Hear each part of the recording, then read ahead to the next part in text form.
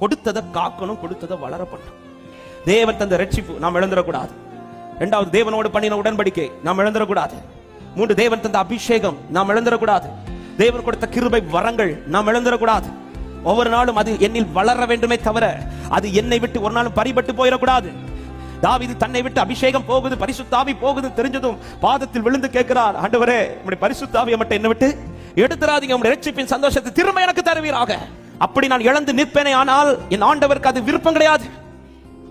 ஆமென். அதனாலதான் தாவீது ஒரு சூழ்நிலையில் அத்தனை தன் மனைவிமார்கள் பிள்ளைகளை சத்துரு பிடித்துக் கொண்டு போனது தாவீது இருந்து கேட்கிறார், ஆண்டவரே நான் போவேனா, நான் பின்தொடர்வேனா, நான் அதை பிடித்துக் கொள்வேனா என்று கேட்டபோது ஆண்டவர் என்ன சொல்லி இருக்கணும், நீ போ, அதை பிடித்துக் கொள்வாய் என்று சொல்வதை விட்டுவிட்டு அவர் என்ன சொல்கிறார், நீ சகலத்தையும் திருப்பிக் கொள்வாய் என்றார். அதாவது தேவன் தந்ததுல ஒண்ணு கூட உன் கையை விட்டு மிஸ் ஆயிடக்கூடாது. ஆமென். ஆவிக்குரிய வாழ்க்கையானாலும் சரி, உலக பிரகாரமான வாழ்க்கையானாலும் சரி, கிருபையாய் பூமியிலே ஜனிப்பித்தார், நம்மை வளர பண்ணுகிறார், ஒவ்வொரு நாளும் கிருபை தருகிறார், நன்மையை காண வைக்கிறார். ஹல்லேலூயா. எனவேதான் கர்த்தர் கொடுத்த நன்மைகளுக்காய் ஸ்தோத்திரம் பண்ணுங்கள் முதலாவது. இரண்டாவது, அந்த நன்மையை கர்த்தர் பாதுகாத்து நடத்தும்படி அதிகமாய் ஜெபியுங்கள். வார்த்தையை நான் ரிப்பீட் பண்றேன், கொடுத்ததை பாதுகாக்கணும், கொடுத்ததை வளர பண்ணணும். அப்படி செய்கிறவர்களுக்கு அவர் கொடுக்கிற சாட்சி சர்டிபிகேட், உண்மை முத்தமான ஊழியக்காரனே அப்படின்னுவார்.